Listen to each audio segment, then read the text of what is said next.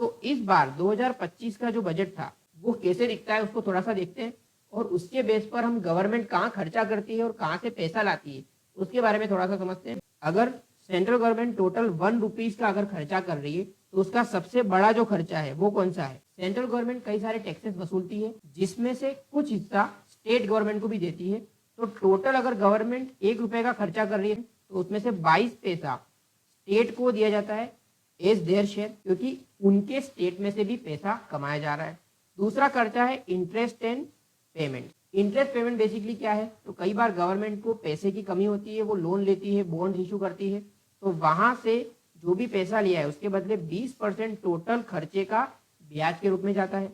उसके बाद 16% जो है वो क्या है? Central sector scheme. तो कई सारी स्कीम्स चलती है गवर्नमेंट की, उसमें उनका खर्चा हो रहा है। उसके बाद डिफेंस में 8% पैसा जा रहा है। डिफेंस में मतलब जो भी इक्विपमेंट खरीदने होते हैं, आर्मी पर्सनल को जो भी सैलरीज वगैरह देनी होती है, वो सारा खर्चा।